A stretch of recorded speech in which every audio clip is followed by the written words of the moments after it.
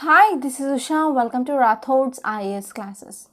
Today in this lecture, we are going to discuss current affairs of 9th May 2022. So let's get started with our discussion and let us try to see today's quote. So today's quote, it is about a motivation. So all know the way, but very few actually walk it. So all people know about UPSC preparation. So how you have to do that, and all people know about importance of hard work, smart work, dedication, consistency, but only very few actually follow that. So the people who are following that, they will get success in their life, right? So here all know the way, but very few actually walk it. So I hope you who are the viewers of this Rathod Science Academy, they are following this way to achieve your dream, right? So now let us try to see the first topic. It is regarding judiciary. So title says India's judiciary and the slackening cog of trust. So this article, which is mainly focusing on judiciary. So actually we are facing some problems in Indian judiciary. So this article, which is mainly talking about those problems especially. So we are talking about especially bribery, corruption, and increasing of pendency of cases, and even we can talk about undertrials. So because of all these things, these three things, there is decreasing of trust of people on this judiciary. And we can also say there is a political interference also seen in this judiciary. There is interference of different organs of state like legislature and as well as executive. So we are going to discuss all these things now, and I will try my level best to make you understand this topic. So this topic is important from your GS paper 2 under polity, and this topic is exclusively important from your mains, and from prelims you can't expect any question from this topic actually. So if you see here, what is the context? So before seeing the context, let us try to see one quote which is given by this Aristotle. So Aristotle mainly said that it is in justice that the ordering of society is center. So justice is one of the important organ of state. So whenever there is a proper functioning of justice is there, so here we can see order that can be maintained in the society. So ordering of society is mainly centered with the justice of so and so country. But here in the judiciary, especially in India, so we are seeing there are some concerns, like there is a highly corruption which is mainly rampant in this judiciary as well. So in the vast majority of countries, they have highly corrupt judiciaries. So judicial corruption, which mainly happens in the two forms. So which are those two forms? So first one is there is political interference. Okay, first one is political interference, and next one is bribery. Bribery, it is nothing but we can say it is a corruption. So what is this political interference? So to understand this, we need to know about the three organs of the state. So which are those three organs? First one is legislature, next one is executive, and next one is judiciary. So what is the function of legislature? To make laws. Okay, who will making the laws? It is legislature. And who will be implementing those laws? Implementing of those laws, it is a work of executive. And what is the judiciary? So what is the function of this judiciary? It is mainly interprets the law. Okay, interprets the law. So if it is according to the constitution, yes, it is well and good. If it is not according to our constitution means, so here judiciary will be interpreting that so and so law, and it will be saying that it is null and void, it is unconstitutional. So these are the three important organs. So which are those three important organs? Legislature, executive, and judiciary. So here there is a separation of powers. There is a concept called as separation of powers, and this separation of powers, which mainly talked in Article 50 of Indian Constitution, which mainly comes under this directive principles of state policy. So in this directive principles of state policy, which mainly comes under the part 4 of Indian Constitution, which mainly focuses about this Article 50, and Article 50 says that so we need a separation of power. So one organ should not be interfering in another organ. But here what happened? Judicial corruption is happening. So in this judicial corruption, legislature and executive, they are having some influence in this judiciary. Okay, executive and legislature, they are having some influence in this judiciary of justice delivery system. So this is one of the form of problem.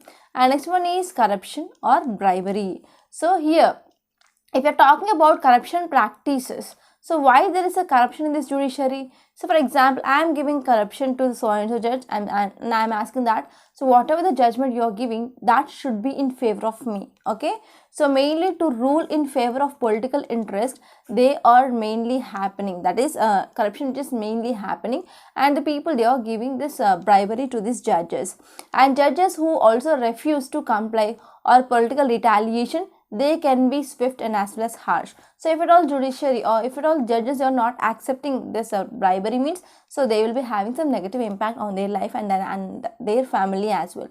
So we saw in a number of movies, it is mainly depicted, right? So bribery can occur throughout the chain of judicial process. Here judges may accept bribes to delay or accelerate the verdicts. Okay, if there is any chances to delay the verdict, they will be taking bribes.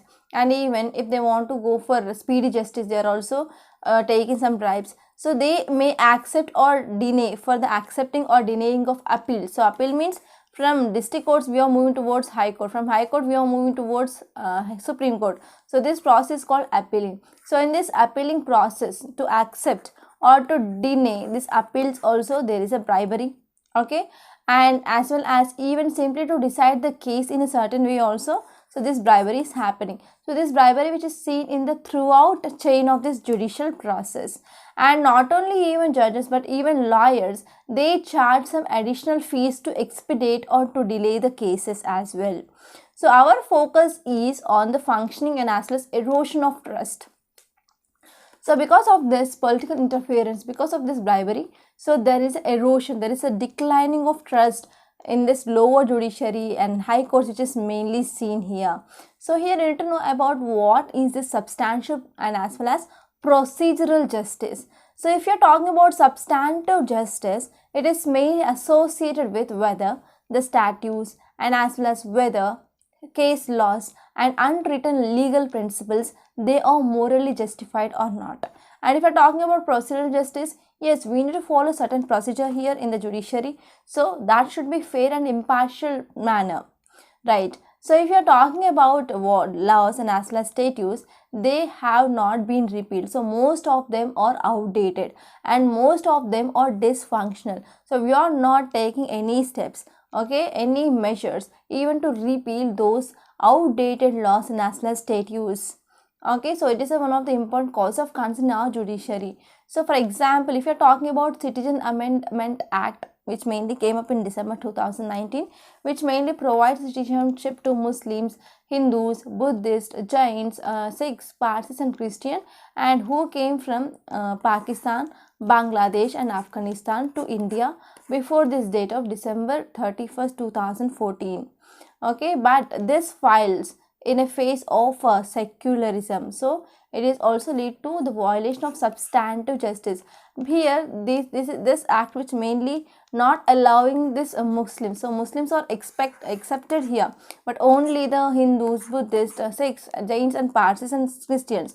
So these are 6 communities who are coming from this Pakistan, Bangladesh and Afghanistan, they are getting citizenship, but it is mainly accepting this Muslims here. Okay, it is not giving citizenship for Muslims. So in this way it is mainly violating the concept of secularism. So secularism, it is one of the important thing that already present in our in constitution and even preamble of our constitution, which mainly talks about secular, right? And because of this, it is mainly violation of the substantive justice. And if you're talking about some data regarding corruption, so according to this Transparency International, so it mainly said that about 45% of people who had come in contact with judiciary between July 2009 and July 2010, they had paid bribe to judiciary. So it is according to data of Transparency International. And why they are giving the bribes? Because mainly to speed up the things. And next one is Asian Human Rights Commission report 2013, which mainly estimates that for every 2 rupees, for every rupees 2 in official court fees, they have to spend 1000 rupees as bribes. And next one is Freedom House, that is a Freedom in World 2016 report, which mainly says that especially in the lower levels of judiciary in particular, they are having rampant corruption. For example, district courts like civil courts and sessions court. And next one is GAN Business Anti-Corruption Portal, which mainly reports that there is a high risk of corruption when dealing with Indian judiciary, especially in the lower court levels. For example, if you see, yes, there is a corruption that is mainly rampant. Yes, I have to give you some examples, then only you can believe me. So whatever the thing I am saying is right? So if you are talking about example, that Tees Hazari court senior civil judge, that is Rachna Tiwari. So he was arrested in September 2016 and he was alleged for taking bribe to rule in favor of a complainant in the case. So there are many examples which are mainly talking about bribery in Indian judiciary. So it is one of the indicator of widespread malaise of corruption in the lower judiciary. So if we're talking about the second thing, that is case pendency, yes, there is a high rate of cases pendent. They are mainly seen, okay, there is increasing of rate of pendency of cases in the courts. So if according to this National Judicial Data Grid, so it mainly says that as of 2017 there were about 2 crore 41 lakhs 86,566 cases are pending. So out of this, about 2 crores 31,000 2 crores 31 lakhs 7,448 cases, they have been pending over 10 years. Okay, so this is the one important thing that you have to remember. And if you see, 16% of cases, they had been pending between 5 to 10 years. So here there is a pendency of cases. It is one of the important cause of concern. So as of December 31st 2015, there were about 4,432 vacancies that were seen in the post of subordinate court. So yes, we are having problem of corruption, political interference. So this is second problem. And third one is there is increasing of pendency of cases, and you have to remember that data.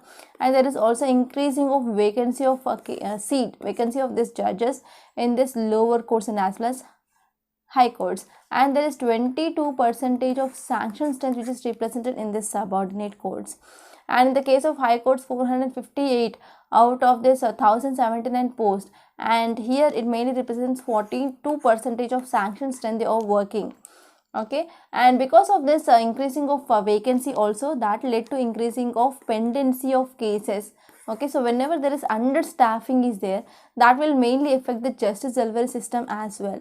And next problem here is there is extreme centralization of power in center, that is mainly seen. And because of this extreme centralization of power, that will also leads to violent clashes, loss of lives, religious discord, assaults, and even it will be having some impact on the freedom, suppression, manipulation of mass media. So these are the instances which are mainly happen because of this extreme centralization of power.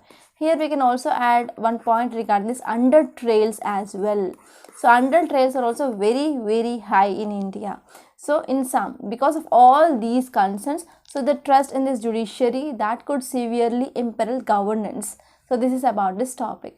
And now let us try to see next topic. It is regarding end seat in National Capital Territory status of New Delhi. So this article is also important regarding your GS paper 2 under polity.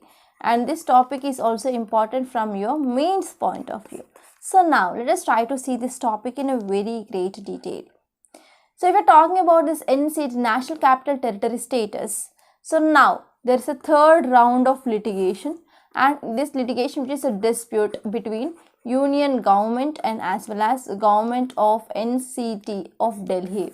So between Union government and as well as between this government of New Delhi, National Capital Territory of Delhi. So there is again litigation which is mainly seen. And now in Supreme Court, a constitutional bench which is mainly going to interpret this article, that is article 239A of Indian Constitution, which mainly refers to unique status of Delhi. So if you see here, I want to ask you one small basic question that you have to know. So in number of articles we can see there will be some capital letters and sometimes we can see small letters. So what is the difference between these capital letters and small letters? So let me know in comment box. So please try to do some research and you will be get to know some interesting facts regarding this, why we are using capital letters in these articles and as well as small letters in the articles. For example, in Article 19A, we have this, we have B like that. Okay, so here this article which is having two capital letters. So what is the difference between these capital letters and small letters? You have to know as an UPSC aspirant. So now let's come back. So here our Supreme Court, which is mainly going to constitute a constitutional bench, and they are going to interpret this Article 239A of Indian Constitution. So what is article which mainly talks about? Which mainly talks about status for Delhi. It mainly talks about status for Delhi. So what is the cause of concern? So if you're talking about Delhi, so there is absence of statehood. There is absence of statehood for Delhi, and it has been one of the long or prolonged confrontation on the relative powers between elected government, that is elected government of New Delhi, and as well as lieutenant governor of this New Delhi. So there is a dispute which is mainly between these two, that is government of Delhi and as well as lieutenant governor in many occasions. For example, I can talk about anti-corruption bureau, civil services, electricity board, etc. So there are many issues in the many things. There are some issues between this National Capital Territory government and as well as lieutenant governor. And recently we came up with this amendment to this National Capital Territory of Delhi Act of 1991. So because of this, so thus this amendment which also not led to the conflict between these two over. So if you're talking about what are the some provisions of this act, so this act which mainly says that government in any law by legislative assembly will mean lieutenant governor. So this act which mainly says that government means nothing but lieutenant governor. The assembly shall not make rules or committees to consider day-to-day administration, to conduct inquiries. To conduct inquiries, here assembly shall not make any rules here, and rules or committees made before a new amendment comes into force shall be void. And before taking any executive action, opinion of this LG, that is lieutenant governor, shall be obtained. That is, shall means mandatorily obtained by a general or a special order. And lieutenant governor shall have power to reserve for consideration of any act and any of the matters outside the purview of the powers conferred to this legislative assembly. And this act which also defines what are the responsibilities in line with constitutional scheme of governance of this national capital region. Right. So if we're talking about what is the Delhi government which is mainly saying about, so it says that Article 239A says that here legislature can make the laws only on the matters of which mainly comes under the state and as well as concurrent list.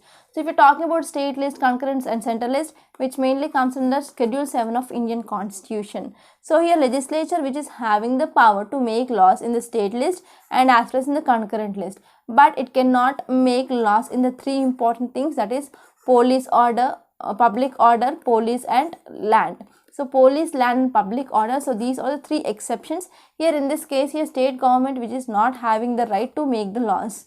And here Supreme Court Constitution Bench in 2008 recognized Assembly's right and said that Union has exclusive powers only in the above three issues, that is in the public order, police and land. And Supreme Court also said that Lieutenant Governor should work with the aid and advice of this Council of Ministers. And Supreme Court order also clarified that Lieutenant Governor has not been entrusted with any independent decision making power. Okay, if there is any dispute between these two, they can be sent to President. Okay, but it does not mean that every aspect should be sent to the President. Okay, so this is about this act. And if you're talking about status of Delhi now, so Delhi which is mainly being union territory, it is not a state. So this is the first important thing that you have to know. But under the Schedule 1 of Indian Constitution, it mainly listed as National Capital Territory under Article 239A of Indian Constitution, and this article which mainly added through 69th Constitutional Amendment Act. So you have to remember this act that is Constitutional Amendment Act as well. So through this 69th Constitutional Amendment Act of Constitution of India, so which mainly inserted Article 239A of Indian Constitution. So this article which mainly says that Delhi as an union territory. Okay, and this Delhi will be administered by Lieutenant Governor, and he will work under the aid and advice of elected legislative assembly.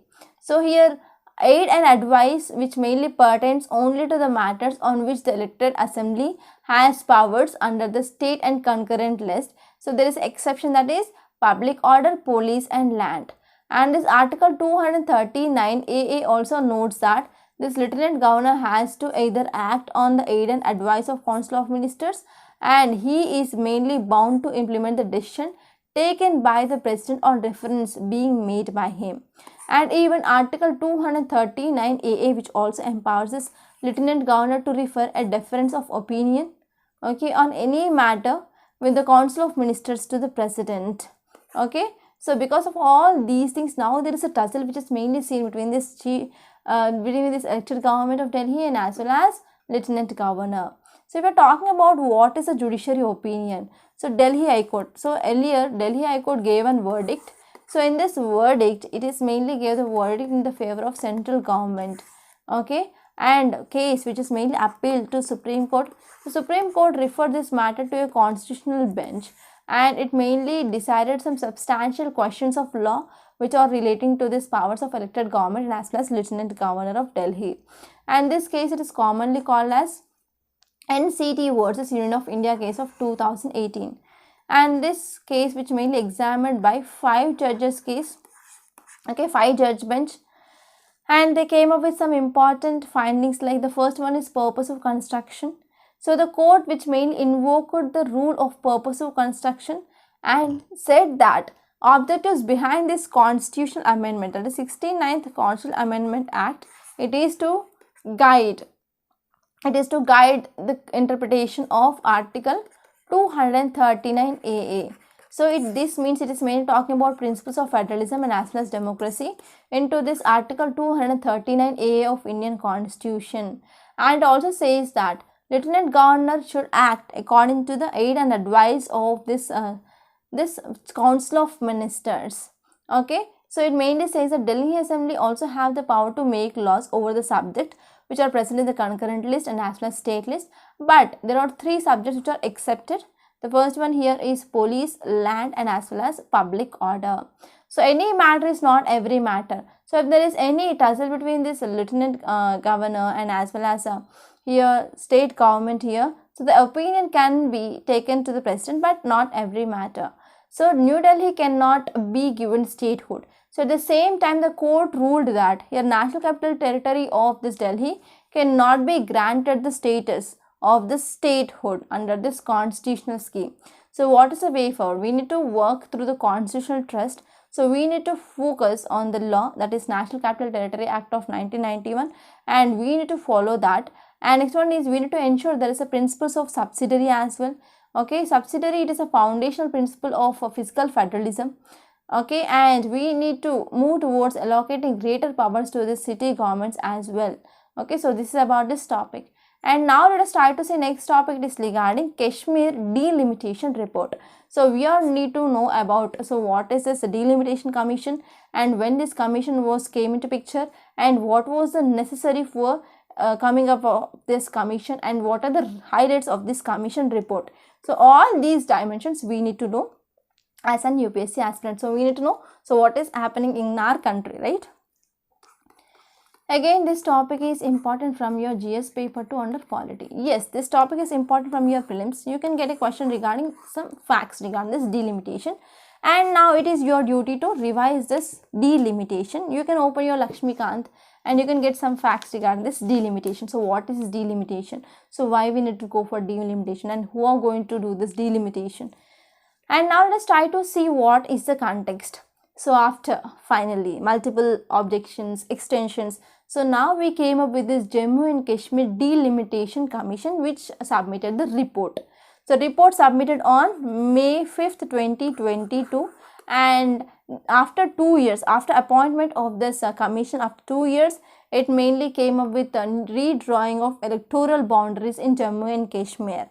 So now let us try to see some details. So first let us try to see what is delimitation. So delimitation is a process of redrawing boundaries of Lok Sabha or assembly constituencies. So here, what is this delimitation? So we are going for redrawing the boundaries of Lok Sabha or assembly constituents, and this process is mainly carried out in accordance with the changes of demographic of the state of that so and so area. Okay, so demographics, how it is changing based on, for example, there is increasing of birth, or if there is increasing of death, what happened, the number of people who are living in that area will be altered. So based on this demographic status, we will be going for demarcation, and this delimitation which mainly done by delimitation commission, or we can also call them as boundary commission as well. So why was this commission set up? So if we're talking about this commission, why it was set up, because as you all know, we came up with this revocation of Article 370 and Article 35A of Indian Constitution, which mainly talking about special category status. And after that, we came up with this Jammu and Kashmir Reorganization Act of 2019. Okay, so in this Jammu and Kashmir Reorganization Act of 2019, which mainly increased the number of states in this assembly. So as to our Jammu and Kashmir state, which had 111 seats. So out of this, 46 in Kashmir, 37 in Jammu and 4 in Ladakh. Okay, and 24 seats which are also reserved for this Pak occupied Kashmir. So but they are not coming from this Pak occupied Kashmir, because it mainly under administrator of Pakistan, right? So in the erstwhile state, the delimitation of parliamentary constituencies, it was mainly governed by Constitution of India, and that of assembly seats were carried out by the then state government under this Jammu and Kashmir Representation of People's Act of 1957. So, but we came with abrogation of this special category status of Jammu and Kashmir in 2019, and we also came with this Reorganization Act. And after this Reorganization Act, we mainly came up with this erstwhile Jammu and Kashmir state, which mainly bifurcated into two union territories, that is Union Territory of Jammu and Kashmir with assembly, and next one is Union Territory of Ladakh. So here we came up with this Delimitation Commission, and it was set up on March 6, 2020. And this commission, which was mainly headed by Supreme Court Justice, that is Ranjana Prakash Desai. It has this Chief Election Commissioner, and as well as Jammu and Kashmir Chief Electoral Officer as the members here. And not only these people, even 5 MPs, there are also associate members of this commission. So what are the changes which are mainly made by this Jammu and Kashmir delimitation report? So it mainly says that the first and the foremost thing here regarding this legislative assembly. So commission has increased 7 assembly seats. Okay, 6 in Jammu and Kashmir and 1 Jammu and 1 in Kashmir. So there is increasing of 7 assembly seats. And if you are talking about Lok Sabha, there are 5 parliamentary constituencies in the region, and the delimitation commission has seen Jammu and Kashmir region as a one single union territory. And next one is commission also has redrawn boundaries of this Anantnag and as well as Jammu seats, and also it came with changes in this Jammu's Pir Panjal region, and even it also came with changes in the Shia dominated region of Srinagar as well. And if you are talking about this Kashmiri Pandits, so here the commission has recommended provision for at least 2 members from this community of this Kashmiri migrants, that is Kashmiri Hindus. They should be there in the legislative assembly. And here this report also recommended that Centre should consider giving representation in this Jammu and Kashmir Legislative Assembly to the displaced people from this Pak occupied Kashmir who migrated to Jammu after the partition. And if we are talking about scheduled tribes, there are about 9 seats that are reserved for this scheduled tribes for the first time. So what are the concerns? The concern here is, if we are talking about this constituency boundaries, so they had been redrawn only in Jammu and Kashmir, okay, not throughout the entire country. So it is a one important cause of concern. And next one is the last delimitation commission, which was held in Jammu and Kashmir, which mainly carried out in 1995. So at that time they said that they will be frozen for 2026. And before this 2026, we came up with this delimitation, right? So because of this, so this move which mainly challenged in this Jammu and Kashmir High Court and then Supreme Court as well. So this is about this topic in detail. And now let us try to see next topic. It is regarding citizenship delayed. 800 Pakistani Hindus, they left India. So this topic is about citizenship. So if we are talking about this Citizenship Amendment Act, it mainly said that India, which is mainly going to provide citizenship for the people, okay, who are belonging to the Hindu, Buddhist, Sikhs, Jains, Parsis, okay, and Christians. There are 6 communities. So for this, we are going to provide citizenship, okay, for the people who migrated from Pakistan, Afghanistan, and as well as Bangladesh. And the target date here is, so before, whoever migrated before this December 31st, 2014 they can apply for the citizenship in India. But here this article says that citizenship is mainly delayed and about 800 Pakistani Hindus, they left India. So yes, under this Constitutional Amendment Act, it said that we are going to provide citizenship for these Hindus. But there is a delay in the process. So here the Pakistan Hindus, they left India. So now let us try to see this topic in a very great detail. So I want to give you one small homework. You have to refer about this Constitutional Amendment Act of 2019 and what are the provisions. So this might be your prelims question. So the context says that nearly 800 Pakistani Hindus who were staying in Rajasthan after coming to India, they are mainly seeking citizenship on the grounds of religious persecution, and they returned to the neighboring countries in 2021. According to the Seemant Lok Sangathan, it is a group that advocates the rights of Pakistani minority migrants in India. So this article, which mainly says that nearly about 800 Pakistani Hindus, they were staying in this Rajasthan. They mainly came to India to seek citizenship on the grounds of religious persecution, but they are mainly returning to the neighboring country. Okay, so this is one important cause of concern. So if you see details, it mainly says that many of them, they returned to Pakistan after they found that there had been no progress in this citizenship application in India. So once they return, they are mainly used by these Pakistani agencies to defame India, that whenever they are going to India, they are not getting citizenship and again they are coming back to Pakistan. Right. So here this is one important thing. Apart from that, Union Home Ministry, which mainly initiated an online citizenship application process in 2018, but the portal does not accept this Pakistani passports that have been expired. So because of this, they need to go for renewal of their passports. Okay. So here whenever they want to go for renewal of their passports, it is very costly. If there is a family of 10 people, they have to end up spending about more than 1 lakh rupee for their renewal of their passports. So because of this, it is having some great financial hardship on the people. So because of this, it is whenever they want to pay that much money, it is not at all feasible for them. So because of this, they are returning back. And now let us try to see next topic. It is regarding future looms dark for 48% of bird species. So this article, which is mainly talking about birds, actually birds which are part of our ecosystem. So we have environment and ecology as a subject, and as you all know, for IFS, Indian Forest Service, also there is a same prelims exam. So because of this, whenever there is any article which is important from our birds, flora and fauna, yes, you have to read that as well. So this article is important from your environment and ecology, which mainly comes under your GS paper 3. And now let us try to talk about this topic in a very great detail. So if you see context, it mainly says that humans mainly eat 14% of world surviving species of birds. So actually in our world, there are many different types or species of the birds are present. Out of this, 14% of world surviving birds, they are mainly consumed by the humans.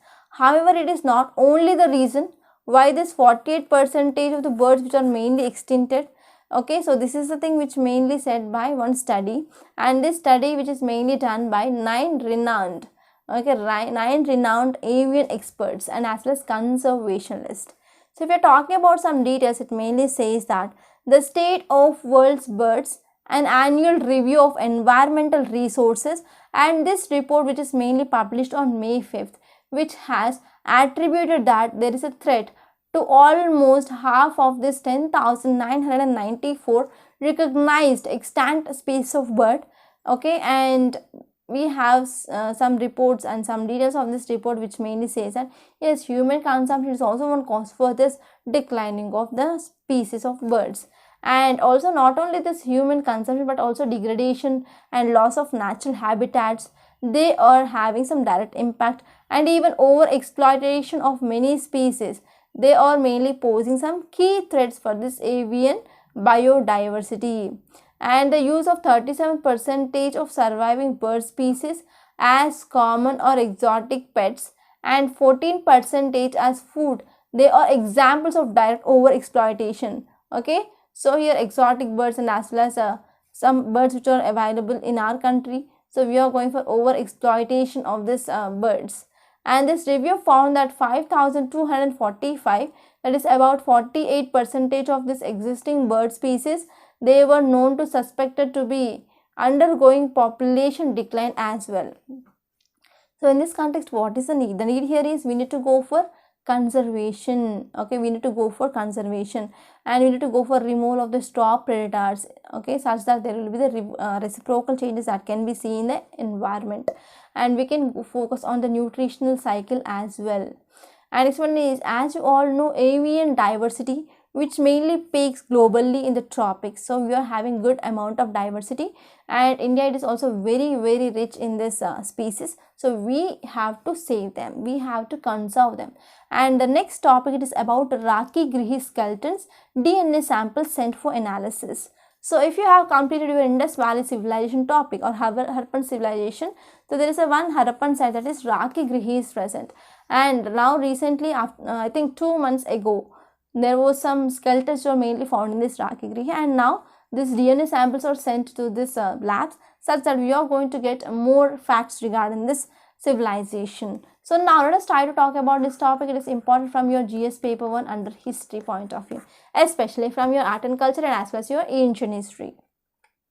So if you see, context mainly says that DNA samples, they are collected from the 2 human skeletons who are unearthed at this necropolis of Harappan era city site, that is Rakhi in Haryana. And whenever we are sending this samples for analysis, so it will be also shedding a light regarding this ancestry, food habits of people who lived during this period. So if you see details, it mainly says that the skeletons of 2 women, they were found a couple of months ago. Okay, and there is a DNA sample which mainly extracted, and that's sent to the lab. So now let us try to see here. So if you see this image which is given in this newspaper, so beside this skeleton, so this is skeleton, we can also see some artistic crafts like pottery is there, some is there. So it is mainly belonging to this burial practice at that time. And if you're talking about some facts regarding this Rakhi, where it is located exactly, it is located in this Haryana region. So if you see this area, this is a river, okay, river Indus. So along this river Indus, there was a flourishment of this Indus Valley civilization that mainly happened during our ancient history. So if you see some sites, here we have Harappa, here we have Mohenjo-daro. In Gujarat, we have this Dholavira. In Gujarat only we have this Lothal. In Rajasthan, we have this Kalibangan, and Haryana, we have this Rakhi. So whenever you see this Rakhi news, so there are high chance of getting questions regarding this Rakhi in this year prelims. So please be prepared with this Indus Valley civilization sites. And what are the specialities? So which are the articles which are mainly found there? So you have to know about them. So now let us try to talk about some facts regarding this Rakhi. So Rakhi, it is the largest Harappan site in the Indian subcontinent. And even it is also one of the largest site of this Harappan civilization in the Indian subcontinent. And Rakhi excavations, they have been done to trace its beginnings, okay. And this site which means excavated by this Amarendranath, so you have to remember this name as well. So if you're talking about some findings in this Rakhi, so if you're talking about settlements, so this site which means revealed mature Harappan phase. So we have pre-Harappan phase, Harappan phase, and as well as mature Harappan phase. So here we can see mature Harappan phase of planned township. So they were having mud bricks as well as burnt brick houses with a proper drainage system which was mainly found. And if you're talking about seals and pottery, so a cylindrical seal with 5 Harappan characters on one side and a symbol of alligator, that is mainly seen here. And ceramic industry also well developed with the red ware and dish on stand, vase, perforated jar. So there are some other things which are mainly found here. And if you're talking about other antiquities, so terracotta, shell bangles, beads of semi-precious stones, and this one is copper objects, animal figurines, cart frame, wheel of terracotta, bone points, they are mainly found in this site. So if you're talking about rituals and burials, so animal sacrificed pit lined with mud brick, a triangular and circular fire altars also seen, and there is a few extended burials are also found at a very late stage, that is during the medieval times mostly probably. So now let us try to see some facts regarding this Harappan civilization. So if you're talking about this Harappan civilization, it is also known as Indus Valley civilization. which mainly flourished around 2500 BC, and we can see it is mainly seen in the western parts of South Asia, for example Pakistan, Western India part here. And Indus Valley civilization also home for the largest of the four, okay, home to the largest of the four ancient urban civilization, that is Egypt, that is Egypt civilization, Mesopotamian civilization, that is along the river Tigris and as Euphrates, and next one is in India, that is Indus Valley civilization, and in China we have this Chinese civilization, right? So these are the four important ancient urban civilizations. And in 1920s, Archaeological Department of India, they carried out some excavations in this Indus Valley, okay, and they found the ruins of two old cities, that is Mohenjo-daro and as well as Harappa. They were unearthed. So these are some important facts. And now let us try to see yesterday's questions. So first one is about direct democracy. Yes, we have four important things and this direct democracy, that is plebiscite, referendum, recall and initiative. So correct answer is all the above four. 4 is the correct option. Next one is, which of the following statements is correct regarding the preamble of Indian Constitution? So preamble is a source of power of legislature. Okay, it is not at all source of power of legislature, so you can eliminate this first statement. And next one is, preamble is a part of Constitution. Yes, Keshwananda Bharati case said that yes, preamble is also part of Constitution. It also said that concept called as basic structure, okay, doctrine. And next one is preamble cannot be amended. Yes, preamble can be amended. We came with this 42nd Constitutional Amendment Act and we added 3 important words. So please let me know which are the words which are added to our preamble. And it is non-justifiable and as well as non-enforced. Yes, this statement is correct. So that statement is 2 and 4. So that option is 1 only. And now let us try to see today's questions. The first one, it is regarding first schedule of Indian Constitution. So read the statements and give me the correct option. And next one is Citizenship Amendment Act of 1955. So this is the second question regarding citizenship. So these are the 2 questions for the practice today. So please give me the correct options in the comment box. So apart from that, so I want to make a small announcement. We in Rathod Science, we came up with this mains answer writing practice course. So this course is absolutely beneficial. So the registrations are going to be closed tomorrow. So try to join this course. And if you have any queries regarding this course, you can call me on this number 8074765513. And we are also ready to launch this foundational course. So if you want to take this entire foundational course for UPSC, you can call us on this number. If you have any queries, you can call us on our number. And if you want to watch any demo videos, you can visit our website rathodsisacademy.com, and there you have to register with your email ID, and there you can see 3 demo videos in each and every module, which is free of cost. And now let us try to see today's Hindu newspaper PDF. So this is our today's Hindu, and date here is May 9th, 2022, and this is Delhi edition. So the first article, it is regarding citizenship. I discussed this topic. And next one is Russia bombs shelter, 60 dead. So actually, Russia mainly attacked a large school in the eastern Ukraine region. Okay, that is in Luhansk region.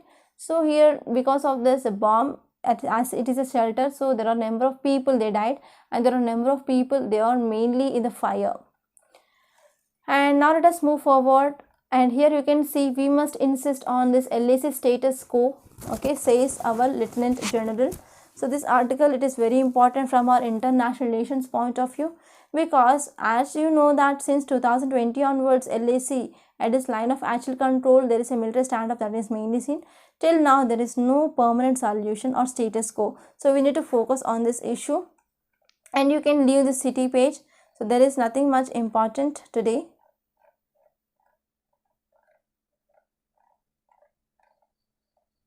And if you see this states page also, I didn't find nothing much important.